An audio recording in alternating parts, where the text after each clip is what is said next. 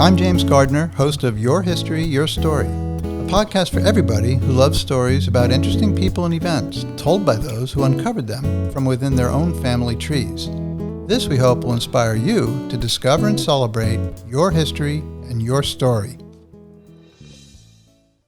Born in Boston, Massachusetts in 1811, Charles Sumner was a prominent American statesman and a fervent abolitionist. Sumner grew up in a society deeply divided over the issue of slavery. He eventually became a powerful voice in the fight against this institution, dedicating his life to the principles of equality and justice. Elected to the U.S. Senate in 1851, Sumner quickly became a leading figure in the anti-slavery faction. His passionate speeches and uncompromising stance often put him at odds with pro-slavery congressmen. This led to an incident where Sumner was almost beaten to death with a cane wielded by a member of the House of Representatives from South Carolina, Preston Brooks.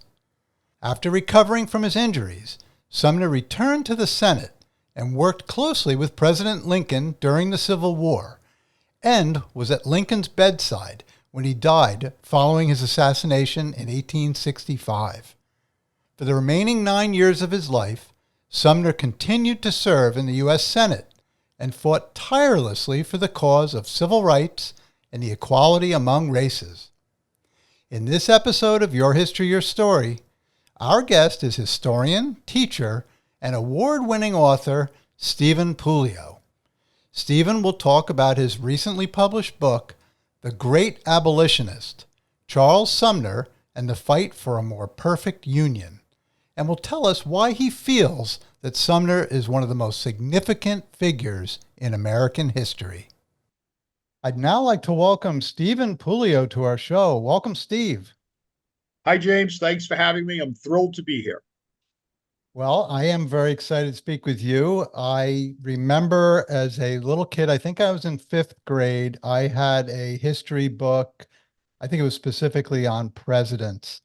And I don't know whether it was, I think it was maybe the Pierce administration or something I was reading on. And I remember a cartoon of Charles Sumner, this man being beaten with a stick. And I wondered, what was that? And I noticed the man's name was Charles Sumner, and my grandmother's maiden name was Sumner, no relation that I know of, but Okay. that sort of stuck with me for a while. And of course, I've learned a lot more about him over the years, but I was always looking for something more that I could learn about this person, this incredible person in history. And then I found out that you had written this, you've written two books. You wrote one on the caning incident that I just mentioned, and then you've just written a full biography on Charles Sumner. So I'm really happy to be talking to you. Well, that's great. Yes, Sumner is, I think, one of the most influential and important people in all of American history. And after the caning came out, Sumner just stuck in my head for a long time, and I just felt like I had to do more on him. So the full biography, I think, was warranted. It's the first one in over 50 years. So I'm very excited about it. Well, I'm going to start by asking you about you. So tell us, Steve, where are you from, and how did you develop this keen interest in both writing and history? Sure. Well, I'm from the Boston area. I live just south of Boston, and I grew up in this area, and I've loved history and writing my whole life. I started in the newspaper business, did a lot of corporate kinds of communications, did some magazine writing, and wrote my first book in 2003 called Dark Tide, which is the Great Boston Molasses Flood story. And once I did it, and once I saw that I could do it and enjoyed it so much, I felt like I wanted to continue. So The Great Abolitionist is my eighth book. I write narrative history. All of my books sit on a very sturdy foundation, I'd say, of primary sources.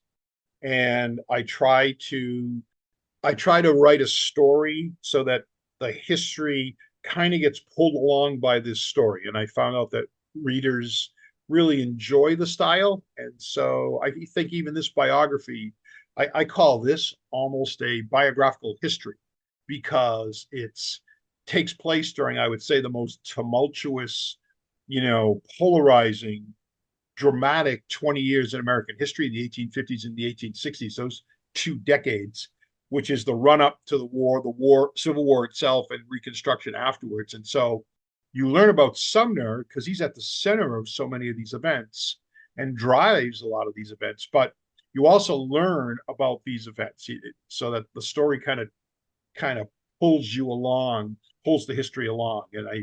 And I think people have responded well to it. So it's been great. Terrific. And the amount of research that you must have done for this biography is incredible. You must have your eyes, you must put cold compresses on your eyes every night when you were done. I don't necessarily do that, but you're right. There's a lot of research in here. But one of the real, I guess, pluses for a person like Sumner is Sumner wrote all the time. My bibliographic essay kind of gives an idea of how I use the sources. And one of the things I say there is that Sumner wrote several letters a day. I'm not sure he missed a day of writing, maybe a little bit when he was recovering from the caning that you just mentioned. But even then, he would say, "Oh, I'm really debilitated today. I was only able to write one letter or two letters." He was prolific, and he received hundreds and hundreds of letters. And so the source material is very rich for this book. There's a lot of great Civil War source material, primary material anyway. But Sumner is just a giant in terms of his writing. So you could really build his character, I think, in a really profound way, multi-layered way, using primary sources. And I understand his handwriting wasn't the neatest, was it? No, his handwriting is not the neatest. There's several places that have transcribed many of his letters. There's a few books with his letters. He also wrote what amounts to about an 18-volume autobiography, I'll call it. It's really a collection of his speeches, the letters that come off of the speeches, as a result of the speeches, which he begins compiling. I would say he takes office in 1851. I would say right around 1860, 1861, he kind of begins this compilation of what he calls his works. And it's a multi-volume, I guess, edition of all of his writing virtually. And so that's really helpful too. And of course, Sumner, as he goes on in his career, like anybody, tends to look back and embellish it a bit. So anytime I use primary sources, I try to use the sources that are most closer to the event. So let's just use the caning, which you talk about. So always better to use the sources from 1856 when it happened and right in its aftermath than it is maybe in 1868 when Sumner's looking back, because I think all of us tend to maybe embellish just a little bit. So I think that's a good historian rule. Get as close to the event with the sources that you use. Give them the most weight. It's not that you can't use the other ones. In fact, sometimes you have to. But I would say give them the most weight. Oh, absolutely. And before we talk about Sumner entering the Senate, being elected to the Senate, and of course, his abolitionist heart and everything like that, I'd like to go back to his early years. Could you tell us where he was born and what was his family life like early in his life? Yeah, so he's born in Boston, raised in Boston, educated at Harvard. He has a very difficult relationship with most of his family members. He does not get along well with a lot of his siblings. He's one of 9, including a twin. He's a twin, and he and his sister are the eldest. His dad and he have a very strained relationship, I would say. Although his dad does have influence on him in his abolitionist leanings, his father is very much an anti-slavery person and does pass that on to Sumner. He's brilliant. But after he graduates from Harvard at the age of 23, he makes a trip to Washington, D.C. This is 1834, and sees the slave auctions, the slave pens in D.C. and the nation's capital. It really does impact him. And then in 1838, kind of a rite of passage trip, he makes this trip to Europe. And he spends 2 years in Europe, and he's in England and France and Italy, and he goes to lectures and he goes to museums and he hangs out at universities, and he sees in many cases, blacks and whites attending these lectures and these cultural events together. And at one point writes a letter home that says, it appears that the differences between us may be as a result of opportunity and education and not in the general nature of things. So that really, I think, is the turning point for him. And when he comes back in 1840, starts to study law, really doesn't like it, finds it boring, finds the minutia, he just hates it. And so he begins more and more to, I guess, get involved in issues of social improvement. So he gets involved a little bit in prison reform and education reform and mental health reform. But the slavery issue is it's right beneath the surface for him. And I think it finally emerges in 1844. He and his sister are very ill. One of his sisters, they are side by side in beds, separate beds, side by side in the same room. His sister eventually dies. Charles makes it through. There was some fear he was going to die because of his illness, but he makes it through. And that really convinces him that he needs to get involved in this whole anti-slavery movement. And he gives his first speech in Boston as a private citizen in 1845 against the annexation of Texas, which he believes is a form of extending slavery.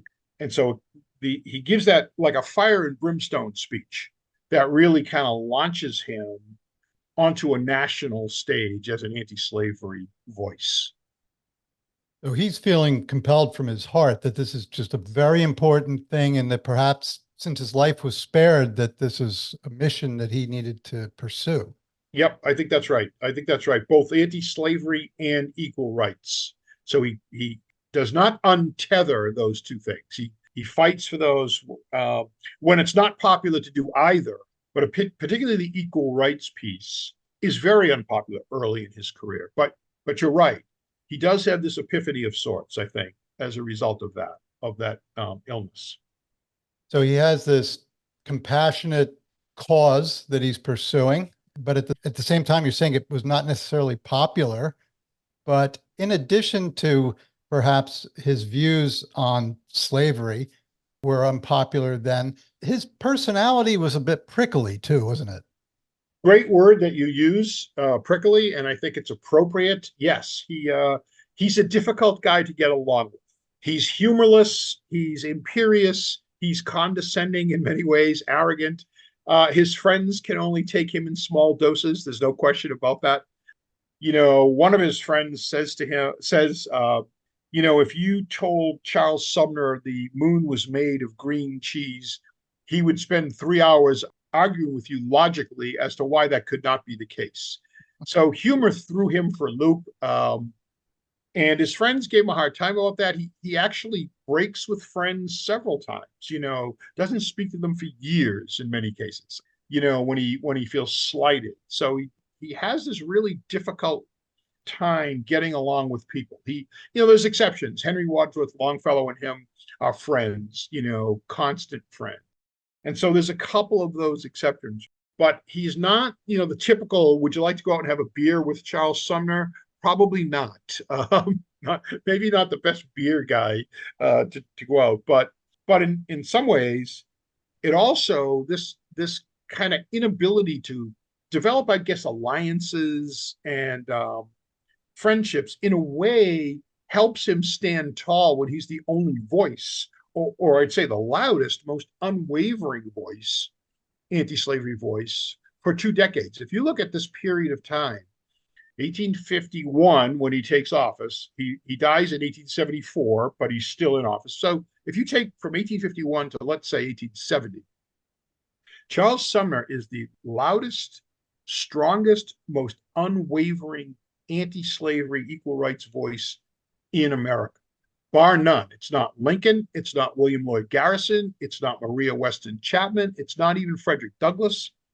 It's Sumner. And this kind of ability to stand tall and stand alone sometime benefits him in that way, So it's almost a double-edged sword. I think it hurts him personally, but it benefits his cause and how he stands for that cause.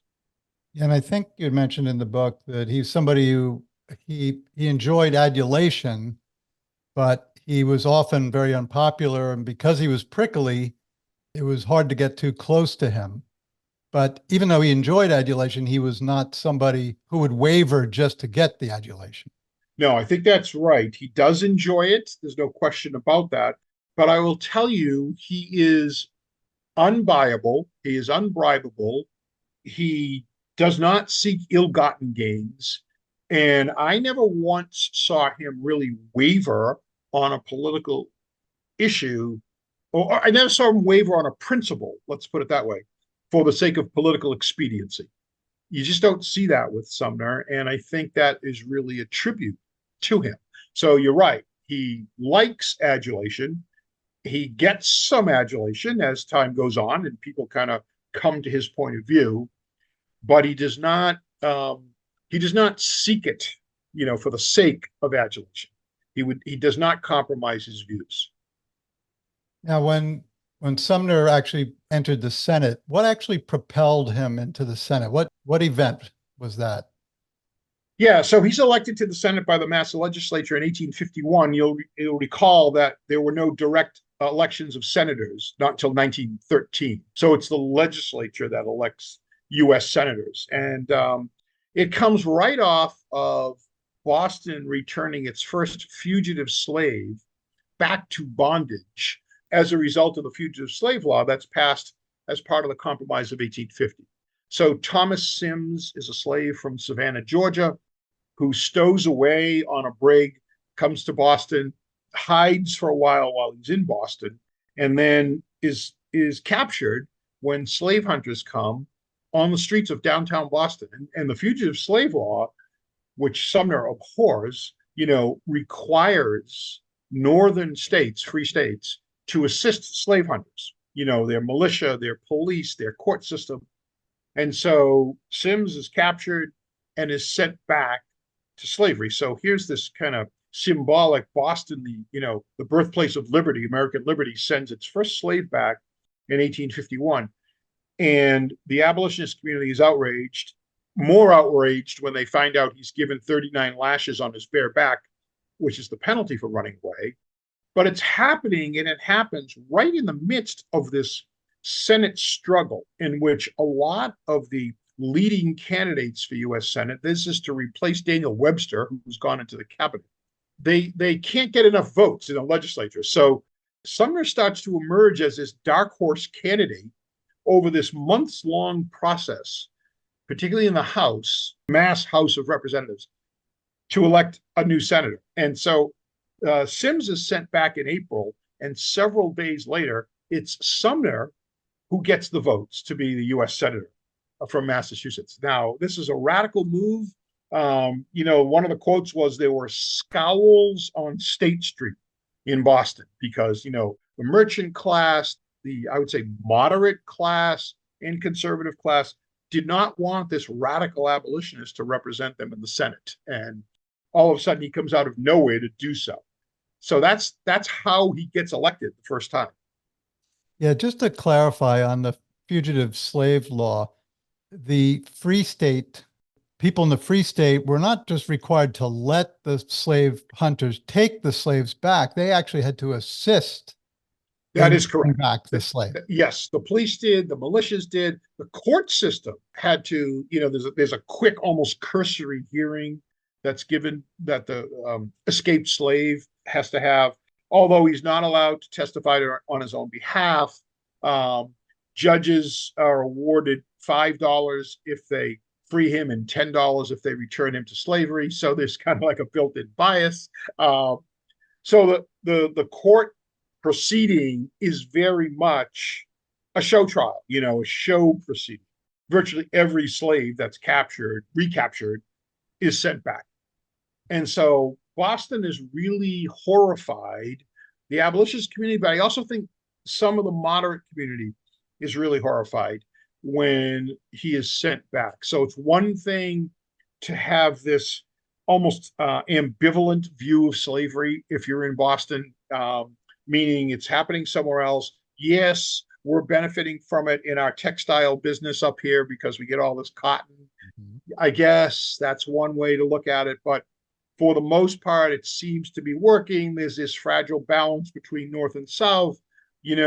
Everyone seems to be doing okay with it, but it's quite another when a slave literally gets sent back to bondage. So the Thomas Sims case changes things, I would say, particularly among the abolitionist community. One of the things Sumner's not happy with the traditional abolitionists is, prior to the Sims case, he always viewed the abolitionist community as more of a speech-making, letter-writing community, that they did not like to get their hands dirty. They were not super militant in that they did not take a lot of action to help runaway slaves. The Sims case changes that, flicks it like 180 degrees almost instantly in Boston. And then I would say that sets the model for New York, Rhode Island, Pennsylvania. The northern abolitionist movements are really influenced by Boston and by the Sims case. Yeah. So now Sumner's in the Senate.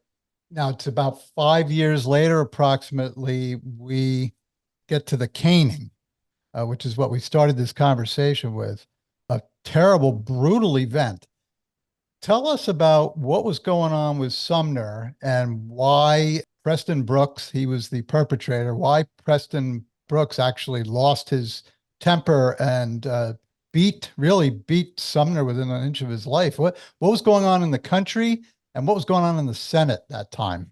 Yeah, great question. And it's astonishing what's happening in the country in general. But just one quick thing I should say, Sumner, because I think it sets a little bit of the stage, Sumner gives the first major anti-slavery speech in American history in 1852, when he moves to abolish the fugitive slave law. Now, at that point, there's literally a gentleman's agreement in the Senate that the slavery issue would not even be brought up in 1852 because it's a presidential election year, and we weren't going to bring up this controversial topic. Again, there's this kind of slavery is being managed north and south. Sumner does bring it up, gives this amazing speech, Freedom National speech, in which he says the underpinnings of the country are freedom and equality, and that's how we should look at the Constitution and the Declaration of Independence. Turns the Southern argument on its head. He loses that vote to abolish the fugitive slave law 47-4. So he's not successful. But it's a huge speech in that it puts the South on notice that, here is this spokesperson, this anti-slavery spokesperson that seems a little different than the others. He's passionate, he's got conviction, etc. So now fast forward, I just need to set that stage. So fast forward, in 1854, along comes Kansas and Nebraska, territories in the United States, and they are about to apply for statehood. Now, up to this point, because of the Missouri Compromise of 1820, everything south of the 3630 parallel, very famous 3630 parallel that we may have learned about in high school, everything south of that, slavery would be permitted in the United States. Everything north of that, slavery would be prohibited, except Missouri. Missouri is a slave state. Very strange compromise of 1820. Well, 1854, when Kansas and Nebraska come along, Stephen Douglas, who's the Northern Democrat from Illinois, senator from Illinois, says, instead of the old Missouri Compromise, let's blow that up. How about we just let Nebraska and Kansas decide whether slavery would be allowed in their states when they're admitted? He called it popular sovereignty. That's what we're going to go by. Why would Stephen Douglas do this?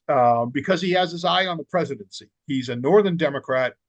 He knows he's going to need Southern Democrat, AKA slaveholding support to win the presidency. He does need that. And there's also this talk of a transcontinental railroad. Now, it's still a dozen years for that.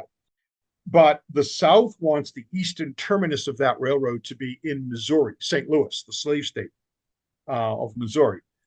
Douglas wants the eastern terminus to be, lo and behold, in his home state, Chicago. He wants it to be in Chicago, in Illinois.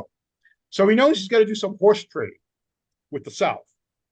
So he comes up with this Kansas-Nebraska Act, which the South loves because they feel like they can flood Kansas. Nebraska probably too far north for slavery to be economically viable. but they can flood Kansas with men that can vote, in favor of slavery. Abolitionists in the North are horrified. Douglas completely miscalculates the Northern reaction to his motion, to his plan, and Northern abolitionists send thousands of people to Kansas to fight against the slave power and the slaveocracy, so that Kansas will be admitted as a free state. Douglas, by the way, very self-aware guy, when he hears about the outrage in the North, says he believes he could find his way home from Washington, D.C. to his home state of Illinois by the light of his own burning effigies across the North. Great quote, right? And it's very self-aware quote. But in any case, violence in Kansas ensues. And I mean murders, rapes, mayhem, destruction between pro-slavery, anti-slavery forces. So the term bleeding Kansas emerges from the fall of 1855 to the spring of 1856 as a direct result of the Kansas-Nebraska Act passed by Congress in 1854. So Sumner feels like he's got to do something, and he's receiving hundreds of letters from anti-slavery forces in Kansas saying, please do something. You need to help us. What can you do to help us? He decides he needs to give a major speech. So on May 19th and May 20th of 1856, he gives a 5-hour speech, 3 hours on one day, 2 hours on another, on the second day, called The Crime Against Kansas. And if he just talked about the issue, I think we'd have a very different look at history, but he doesn't. The speech is brilliant on the politics and on the issue, but Sumner decides he needs to speak. He needs to deliver some personal invective, some personal insults, which he did often and said it was one way for him to get people's attention so they'd focus on the issues. And he trains his oratorical sights, I guess, on Senator Andrew Butler from South Carolina. Now, Senator Andrew Butler is probably one of the most ardent pro-slavery senators from the most ardent pro-slavery state. And the problem is he's not in the chamber at the time. He's home because he had had a stroke, which partially paralyzed his face.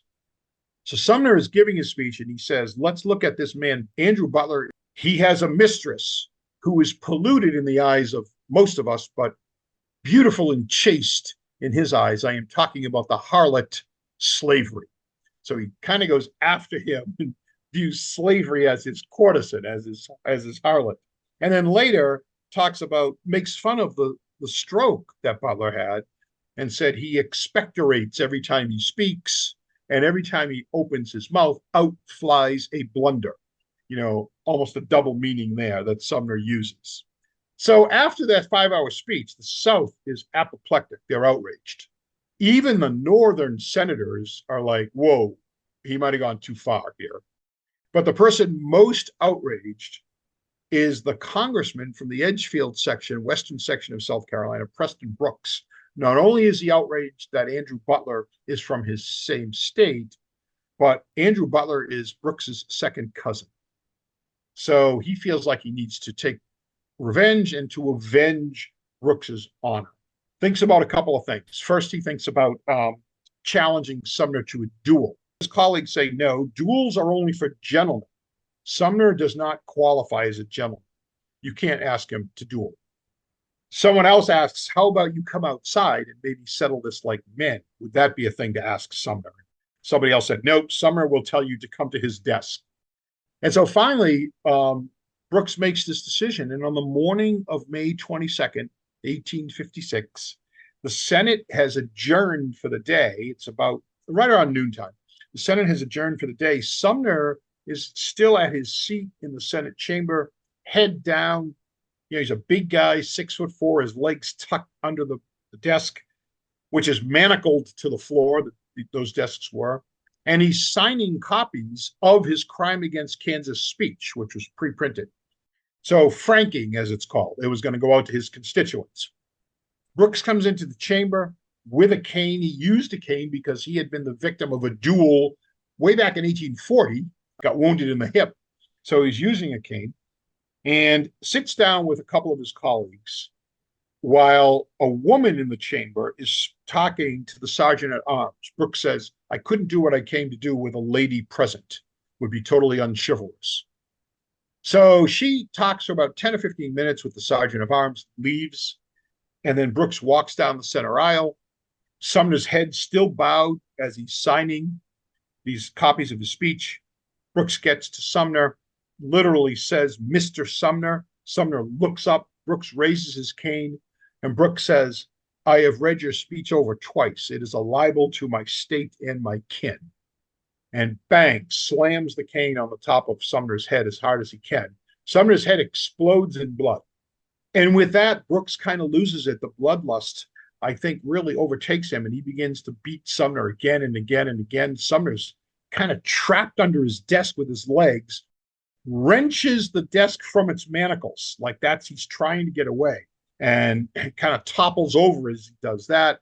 Brooks grabs him by the lapel and beats him again and again. He says later, "I gave him 30 first-rate stripes," and by the end, he was bellowing like a calf. And Sumner's in a pool of his own blood. Finally, one of Brooks's colleagues pulls him away and says, "Don't kill him." And just before Sumner loses consciousness, he says, "I can't believe such a thing was possible." And the caning sends repercussions across the country. In the South, there's glee that finally an abolitionist who's been trying to change the Southern way of life gets what's coming to him. In the North, really complete outrage again and again. Many of the Northern moderates who aren't big fans of Sumner are really left with no place to go but in Sumner's camp. They feel they need to support him, that what happened to him was an outrage. And so during the summer and fall of 1856, thousands and thousands of men, voters, joined this newly formed Republican Party, anti-slavery Republican Party. And it causes the Republican Party to grow immensely.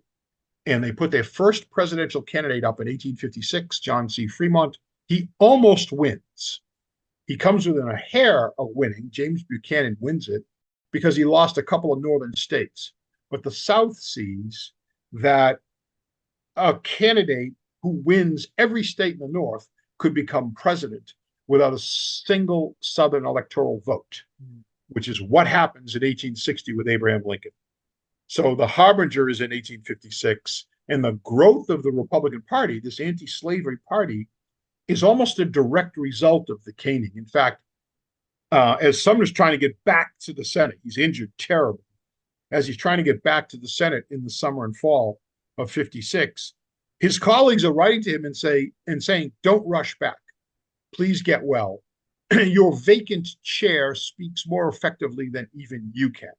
So they used that as almost a recruiting tool, and it worked, and it was working. And the party really grows as a result of the caning. That is incredible. That event was huge. And there's a lot in that had he tried to struggle back to his seat and get started again, that maybe it wasn't as impactful as having an empty chair there for a long time. Is it fair to say that the caning that he received, as horrible as it was, actually changed more things than just his speech would have? Yes, very accurate to say. The caning, in my view, James, takes the whole slavery issue from, I would say, a political issue, an academic issue. It takes it from that to a very emotional, visceral kind of issue. And the reactions in the North are, if a senator can be beaten on the floor because of his anti-slavery view, I mean, there are people who said you went too far with your personal invective. But if this is why a senator can be beaten, then maybe we can't compromise with the South on the issue of slavery. That was kind of the take. And from the Southern point of view, it was, and the North sees this reaction. From the Southern point of view, this almost, I would say, almost unanimous, not totally, but almost unanimous acclaim that Brooks receives for his actions really shocks the North, that's the case. And I should mention, Brooks dies suddenly in January of 1857, so about 8 months after the caning, from a throat infection. He receives a huge funeral in D.C., but more importantly, a group of 26 men come from Edgefield, South Carolina, to take his body back to Edgefield. And they make this pilgrimage from DC to Edgefield, which, just so your listeners know, is about a half hour from Augusta, Georgia. It's the western part of the state. And at each stop along the way, they go by boat for a little time, but then mostly by stagecoach and train. At each stop along the way, thousands and thousands of people gather to salute Brooks's body as he's going through. And so for those 8 months, I tell people that for the 8 months, May of 56 to January of 57, Preston Brooks is as big in the South as John C. Calhoun was before him and Robert E. Lee was after him. Now, he doesn't have the staying power of either of those two, but I'm saying in the historical moment, Brooks is a hero. And so after his funeral pilgrimage, again, the North, you have Northerners trying to find ways to say, oh, it maybe was just one congressman who lost his head, his temper. But after this Brooks pilgrimage, it's hard for anybody to say that. And so the dominoes drop pretty rapidly after that. Wow, that is extraordinary funeral. I can't believe that. Now, so there were no criminal charges against Brooks. I mean, he ambushed him, basically. The man was defenseless. Yes, there were criminal charges. So he is charged with assault, and his sentence, found guilty of assault, his sentence is a $500 fine, which his colleagues help pay. There is a movement in the House to expel Brooks, but you need a 2/3 vote. They get a majority vote, not a 2/3 vote. Brooks, very proud man, Brooks resigns because of the majority vote. He's outraged that there's even a majority that would expel him, and stands for re-election in the special election that's held 4 weeks later in Edgefield, and wins almost unanimously. So he's reseated about 5 or 6 weeks after he resigns his seat. So he stays in the House ultimately, and he pays that. His colleagues pay his $500 fine, which is his sentence for the assault. It's hard to believe, and I think I read that people were sending canes to Preston Brooks as replacements, so he could have a working cane again. He received hundreds of canes, you're right, from Southerners, many of which were inscribed with the words, "Hit him again." So you saw "hit him again" both on these canes and in many editorials in Southern papers. You know, that the Sumner was much too uppity. How dare he engage in personal insults, et cetera, et cetera. So yes, that you had this real gulf between the North and the South's reaction as a result of the caning, because after the speech, many Northern senators were almost, I won't say in lockstep, but agreed with many Southern senators that, hey, Sumner went too far. I can't believe he did that. I can't believe he insulted Andrew Butler. The guy's not even in the chamber. He's got this medical issue. So, but then 2 days later, that begins to change after the caning, after the assault. Millard Fillmore says that the Republicans ought to pension Preston Brooks for life because of the number of people who switched the Republican party as a result of the caning. Now, during the caning, at the time of the caning, if I'm looking at the dates right, I guess Franklin Pierce would have been president of the United States. Are you aware of any stance that he took on the caning? Yeah, so he's very Pierce is pretty much he's a kind of a pro-slavery guy. He's got these leanings, pro-slavery leanings, but not so much on the caning. It was almost totally a congressional kind of battle. You know, there was a battle as to whether the House or the Senate could expel Brooks because it happened to a senator in the Senate chamber. The House kind of takes that away and said, nope, this is a House issue. He's a congressman who happened to be in the chamber at the time. So it's mostly within the congressional, I would say the congressional purview. And the people, there are, like I said, hundreds of letters. Both of these guys receive hundreds of letters with almost polar opposite, points of view. Wow.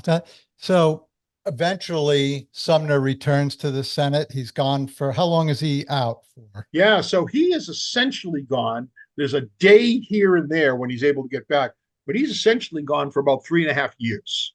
He has brain injury, he has spinal injuries, he has severe, what we would call today PTSD. As he gets closer to Washington a couple of times, he gets these terrible migraines. They become much, much worse. He goes to Europe for a couple of years to recover. He undergoes this brutal, what he calls fire treatments. There's a surgeon in France who thinks one way to alleviate the pressure on his spine is to run open flame over his bare back.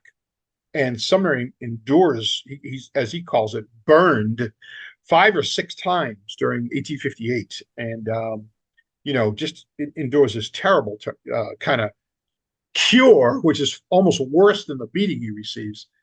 But he finally gets back in November, December 1859, and is back in his seat in 1860.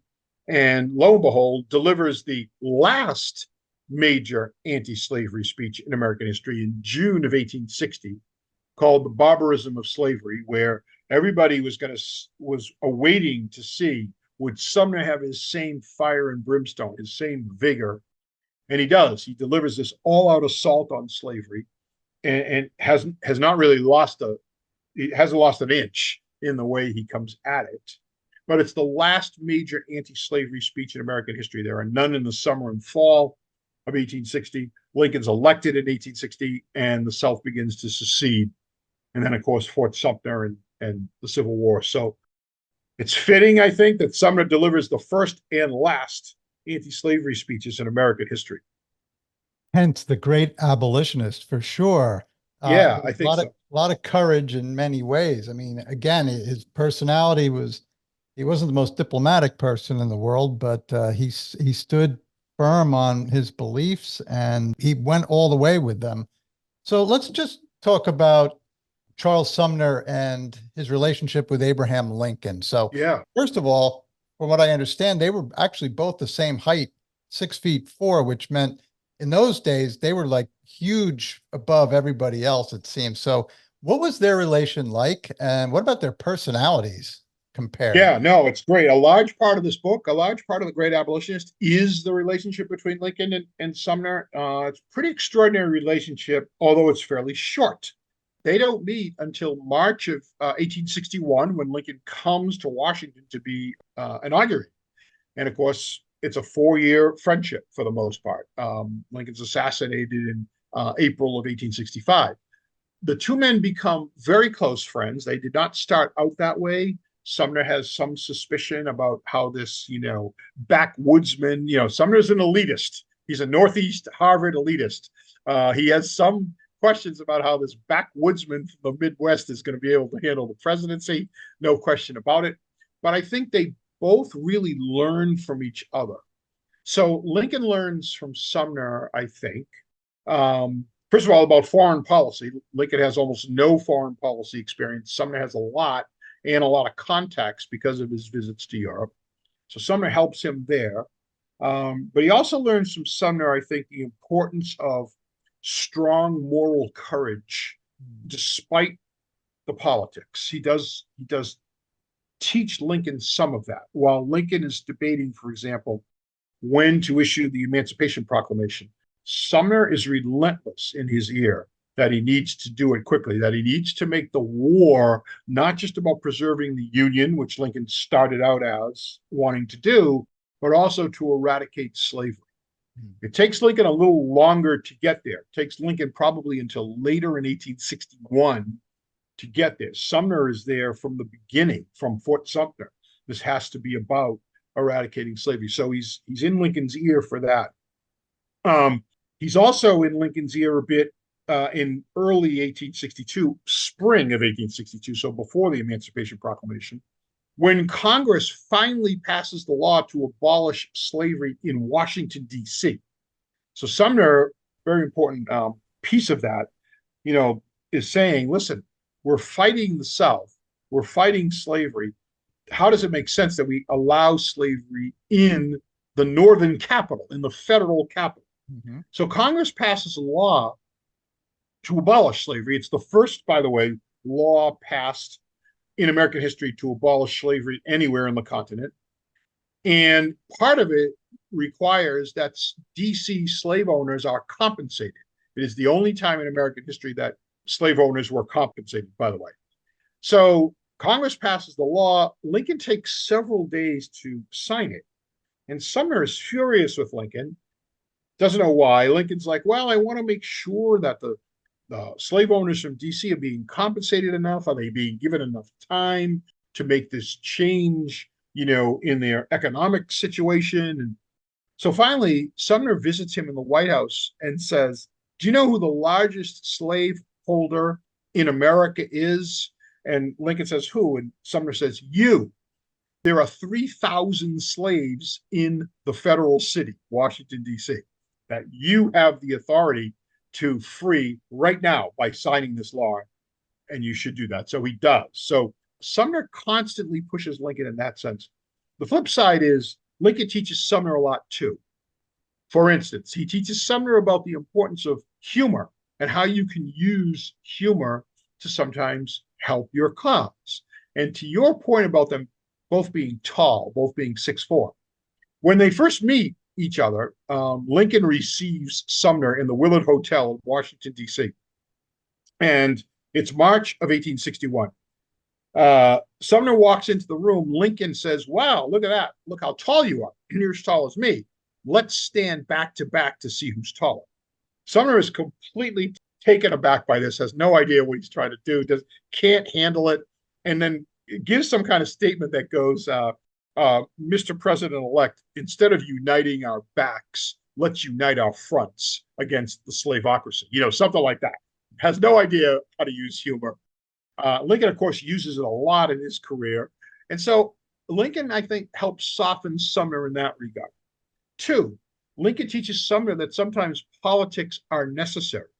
For example, when Lincoln issues the Emancipation Proclamation, of course, it only includes those states that are in rebellion against the United States. That is, the Confederates who have seceded. There are 4 northern border states in which slavery is perfectly legal: Delaware, Maryland, Kentucky, and Missouri. Perfectly legal, and they're on the Union side, and nothing in the Emancipation Proclamation relates to them at all. Sumner says to Lincoln, why aren't you freeing all the slaves? And Lincoln says, I hope I have God on my side in this struggle, but I must have Kentucky. And I am fearful if we free the slaves in the border states, Kentucky secedes, that causes Maryland to secede, and that maybe we lose Washington, D.C. as well. Kentucky has farmland, factories, population for troops. It is the protective state that protects Illinois and Indiana. Can't lose them. So for now, I'm freeing slaves in the southern states only. Sumner finally gets that. Like, Sumner realizes the Emancipation Proclamation is not worth the paper it's printed on unless the North wins the war. And so in the fall of 1862, there was absolutely no guarantee that was going to happen. The North had just got its first very slender victory at Antietam. Very slender. It's almost a draw at Antietam. But Lincoln uses it, that's September 17th. September 22nd is when Lincoln issues the Emancipation Proclamation right there. He uses that Antietam win. And so Sumner gets it, and he realizes, yeah, I guess we do need Kentucky. They probably will secede if we demand their slaves are freed. So Lincoln teaches him that. And I think Lincoln also teaches him about the importance of personal connections. So April of 1865, City Point, Virginia, where Grant's headquarters is, just before the fall of Richmond. There's also a military hospital there with about 5,000 wounded, many seriously wounded Union troops. Lincoln visits there on his way to Richmond, and Sumner is in awe that Lincoln shakes almost all of those hands, and the connection he makes with these wounded soldiers, knows how long to stay at each bedside, knows what to say, what not to say, knows how to inspire without being patronizing. Sumner's not good at that. And all of these men, Sumner says almost all of these men respond favorably to Lincoln, even though many of them have amputated arms, amputated legs, worse. And so Sumner kind of learns about that too, about Lincoln's power to relate to people and how people relate to him. And so the prologue of the book opens the night Lincoln's assassinated, and Sumner is at his bedside, and he's there from around 10 o'clock at night, 11 o'clock at night, all the way to the next morning at 7:20 a.m. when Lincoln expires. And Sumner is very affected emotionally by this, says at one point that he sobbed like a woman when he realized that Lincoln was gone. So I think the relationship is extraordinary, and they each learn from each other. I think that people will learn that from this book. That is such a rich relationship. And, now that you've really gone through that with us, that's how both of them benefited from the other, even though if it brings us back to our discussion before about not wanting to go have a beer with Charles Sumner necessarily. Now, I know Lincoln didn't drink, but if he did, he'd probably be the one I would go for the beer with. Oh my goodness, there's no question. I mean, he would regale you with stories, tell jokes. Yeah, no, there's absolutely no doubt. You're right. He did not drink, or at least not much. But I mean, also one thing to keep in mind about Lincoln, after he loses Willie, his son, his 11-year-old son in 1862, he's really shattered. He does an amazing job managing the war. He does an amazing job inspiring the North and the country. But Lincoln himself is never really truly happy after Willie Lincoln dies at the age of 11.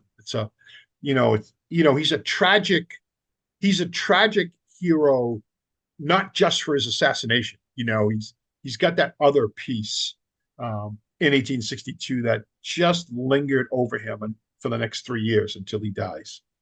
So he's such an amazing. There's a reason why there are 20 books written about Lincoln every 25 years. You just can't get enough of him. Yeah, you talk about the tragedy of losing children. I know also Calvin Coolidge struggled to recover from losing his son, and so did Franklin Pierce as well, I believe. Yeah, I think both of them. You're absolutely right. Yep. Yeah. So now Lincoln is assassinated. We enter the era of Reconstruction. So just briefly, where did Sumner fall on the 13th, 14th, and 15th Amendments? Yeah, so of course, the three great Reconstruction amendments you just named, the 13th that abolishes slavery, the 14th Amendment that declares blacks are citizens and also inserts equal protection and due process into the Constitution, and the 15th Amendment that gives black men the right to vote, ratified in 1870. So Sumner on Reconstruction in general is harsher than Lincoln. He believes that Congress should manage Reconstruction, that military districts in the South are important to keep in the South to protect the freedmen. And so when the amendments come up, Sumner largely supportive, but in a way wants more in each amendment. So with the 13th Amendment, which of course abolishes slavery in the United States, which is one of Charles Sumner's dreams, of course, he's been hoping this for a long time. Sumner still wants more than just the abolition of slavery. He wants some equal rights language in there as well. And his colleagues kind of say to him, listen, right now we can get the abolition of slavery, which is the thing that you've been working for such a long time. Sumner believes, first of all, that even the amendment itself might not be necessary, that a congressional law would be all that's required. But again, his colleagues say to him, an amendment lasts longer. It means future Congresses can't just change the law. It has the kind of staying power that you've been working for. And so Sumner, who's a little bit suspicious of the amendment process, feels like it takes too long, feels like there can be some derailments along the way, some horse trading along the way, finally agrees that all that will be contained in the 13th Amendment is the abolition of slavery. When the 14th Amendment comes, Sumner wants the 14th Amendment to include black suffrage, voting rights. And it does not at that point. There's concern, especially even in the North, about that. So, lots of back and forth. 14th Amendment is this kind of amalgamation of things, but it does overturn Dred Scott, and it does declare blacks can be citizens. And the Equal Protection Clause, Sumner is largely responsible for getting that in there too. So he wants more, but he supports that amendment. When the 15th Amendment comes about, which is allowing black men the right to vote, which again is probably like the pinnacle of Sumner's hopes and dreams, Sumner wants it to do more. He wants it, as I say, to get rid of literacy requirements, get rid of property ownership requirements. The dirty little secret is, in the North, the Northerners don't want that to happen. Massachusetts has a literacy requirement. Rhode Island has a property ownership requirement to vote. The Northern states don't want to get rid of that. So the right for black men to vote is, if you read the 15th Amendment, is very simple. It says that voting shall not be abridged on account of race, period. So the 15th Amendment is almost known more for what's not in it than for what's in it. And Sumner does not vote in the 15th Amendment vote, doesn't vote against it, but he is one of this group of the Republicans who want more in that amendment, who don't vote. So he does encourage states to ratify it after it passes Congress. 3/4 of the states do need to ratify it. He does urge states to do so, but he's one of the non-voters in the 15th Amendment. Pretty interesting. Yeah, I'll say for sure. Now, he lives till 1874, I believe. Yes. And Yep. he's in the Senate this whole time. And He is. how does he pass away? Is it sudden, or did he have a long illness? Yeah, so he has heart issues, almost congestive heart issues, and he attributes a lot of his issues to the king, related to the king. Even though he says sometimes I feel great, I'm restored. He's never fully restored to health, but he has heart issues, and he had a little bit of it in 1870, a little bit of it in 1872, and then it hits him in 1874. At that point, he's run into real political issues with Grant in his second term. He doesn't support Grant for his second term. The Republicans are furious with him for not doing that. And so he's almost on the outs. He loses his position in the very powerful Senate Foreign Relations Committee. He's the chairman of that up until 1872. So almost for 11 years or so, he's the chairman of that. So he has some political difficulties and he's having health difficulties.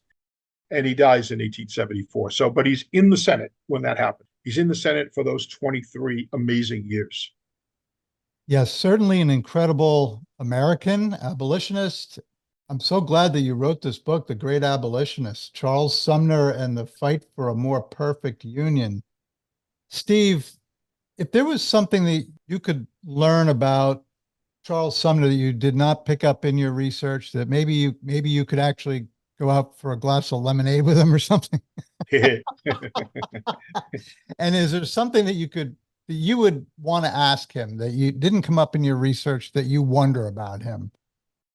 Well, I mean, so this whole the issues that he has personally, there's a lot of that in the research, but I think I would like to find out a little bit more. There are some historians who say Charles Sumner might have had a version of Asperger's syndrome, this notion where you focus intently on one thing. That's the anti-slavery piece, the equal rights piece, but you have so many difficulties, social difficulties. I don't do that. I never sort of psychoanalyze from 150, 160 years later. I just don't think it's a good thing for historians to do. I guess you can speculate if you want, and there are many that have. So I think I would like to learn a little bit more of his personal side. His political side, his political beliefs are out there for all to see. He's in his letters, he is very candid. And so I don't think there are too many surprises there. I think I'd like to learn a little bit more. He talks a lot about his difficulties with his father, that his father, even when his father dies, he's in Europe when it happens, and he sees no reason to come home.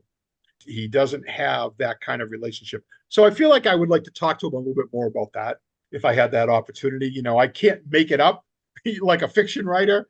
I can only go where the sources take me. So I would like to know a little bit more about that, I think. It's interesting that you say that about his father because I believe Abraham Lincoln did not have a good relationship with his father either. Right. That he did not. That's correct. Yeah. But this has been fantastic. So tell me, Steve, what's your next project? What are you working on now? Yeah, so I can't tell you exactly the topic, but I will tell you the contract is signed for my 9th book, which is exciting. It'll be with St. Martin's Press, which is who published The Great Abolitionist and who published a couple of my previous books. So really happy to be staying with them. And yeah, very, very excited. Can't wait to tell you more. Well, this has been a lot of fun, and I mean that because Sumner is definitely an interesting American, and I think it's something you almost wish was taught more about him in school. He seemed to be a little footnote, perhaps, when I studied him. It'd be great if your book was available for students to study, and hopefully that's going on right now.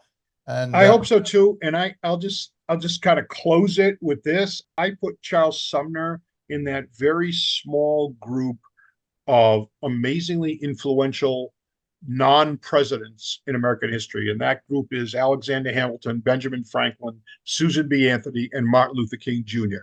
Now, that starting five, if you want to use a basketball term, they're more influential than most presidents. But I mean, in terms of being non-presidents, that's where I put him. That's the company I put him in American history. So I agree with you totally that we should teach more about him.